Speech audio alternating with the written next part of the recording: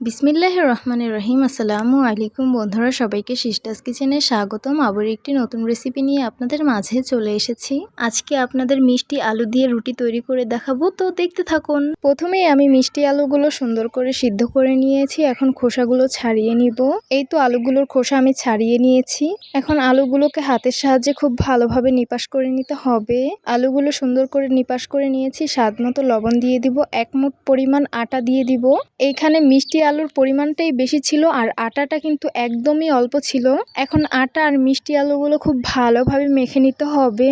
যেহেতু মিষ্টি আলুগুলো অনেক বেশি আঠালো ছিল, তাই মাঝে মধ্যে আমি একটু একটু পানি দিয়ে দিচ্ছিলাম। নর্মাল টেম্পারেচার পানি একেবারে দিতে যাবেন না, তাহলে পানি বেশি হয়ে যাবে।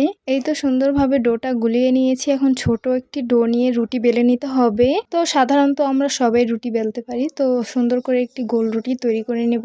রুটিটা বেলতে কোনো সমস্যা হয় না মিষ্টি আলু দেওয়ার কারণে, সেম ভাবে রুটিটা তৈরি হয়ে যায়। এই তো আমি একটি রুটি সুন্দরভাবে বেলে নিয়েছি, বাকিগুলো সেম ভাবে তৈরি করে নিব। এখন ভাজতে চলে যাব।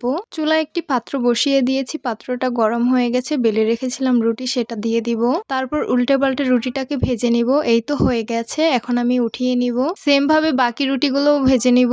এই তো গরম গরম মিষ্টি আলুর রুটি পরিবেশন করে নিলাম। দেখতে খুবই লোভনীয় লাগছে, খেতে কিন্তু খুবই সুস্বাদু লেগেছে আমার কাছে। যেহেতু মিষ্টি আলুর রুটি, তাই খেতে একটু মিষ্টি মিষ্টি লেগেছে। তবে আপনি এই রুটিটা দিয়ে ভাজি, তরকারি, গরুর মাংস দিয়েও খেতে পারবেন, ভালো লাগে খেতে। তো আপনারাও একদিন বাসায় এভাবে মিষ্টি আলুর রুটি তৈরি করে খেয়ে দেখবেন, অনেক বেশি ভালো লাগে। তো আশা করছি আমার আজকের রেসিপি আপনাদের কাছে অনেক অনেক বেশি ভালো লাগবে। ভালো লেগে থাকলে আমার ইউটিউব চ্যানেলটি সাবস্ক্রাইব করবেন, আর যারা আমার ফেসবুক পেজ থেকে দেখছেন পেজটিকে ফলো করবেন। সবাই অনেক বেশি ভালো থাকবেন, সুস্থ থাকবেন, আর সিস্টার্স কিচেনের সাথেই থাকবেন। আবারও কথা হবে কোনো নতুন ভিডিওতে। তাহলে আজকে এই পর্যন্তই। আল্লাহ হাফেজ।